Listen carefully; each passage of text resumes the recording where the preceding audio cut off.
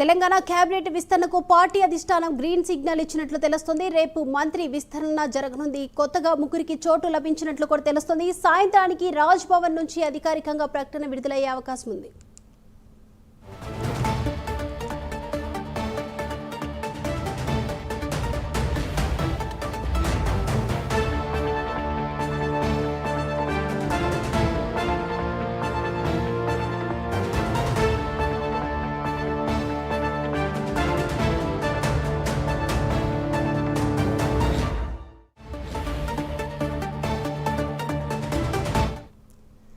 Telangana cabinet విస్తరణకు party అధిష్టానం green signal ఇచ్చినట్లు తెలుస్తుంది. రేపు మంత్రి విస్తరణ జరగబోతుంది. కొత్తగా ముగ్గురికి చోటు లభించినట్లు కూడా సమాచారం. సాయంత్రానికి రాజ్ భవన్ నుంచి అధికారికంగా ప్రకటన విడుదలయ్యే అవకాశం ఉంది.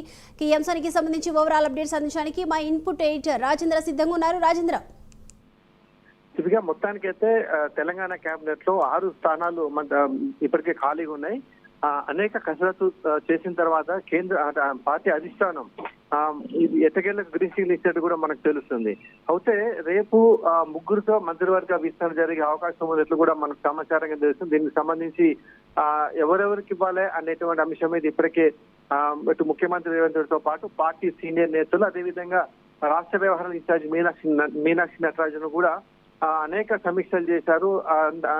ఢిల్లీలో కూడా పార్టీ పెద్దలతో ఇప్పటికే మంత్రాలు చేసిన నేపథ్యంలో సుదీర్ఘ మంత్రాల తర్వాత ముగ్గురికి కేబినెట్ లో చోటు ఇచ్చేందుకు ఇప్పటికే పార్టీ అధిష్టాన గ్రీన్ సిగ్నల్ ఇచ్చినట్టు కూడా మనకు తెలిసింది.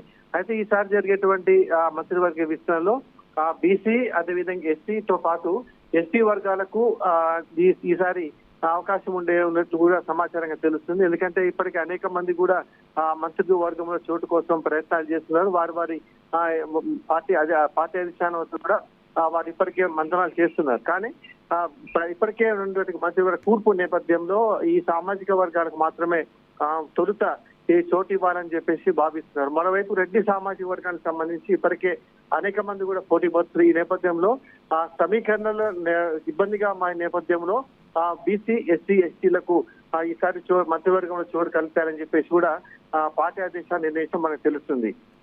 ఇప్పటికే రేవంత్ రెడ్డి వాగ్దానం ఇచ్చిన నేపథ్యంలో మహబూబ్ నగర్ సంబంధించి శ్రీహరికి ఈసారి బీసీ వర్గం కోటాలో మంత్రిగా ఛాన్స్ దక్కే అవకాశం ఉన్నట్లు కూడా మనకు తెలుసు. మరోవైపు ఎస్సీ, ఎస్టీ సామాజిక వర్గాలకు సంబంధించి ఎవరికి ఇస్తారన్న దాని మీద ఇప్పటికే మంత్రాలు జరుగుతున్నాయి.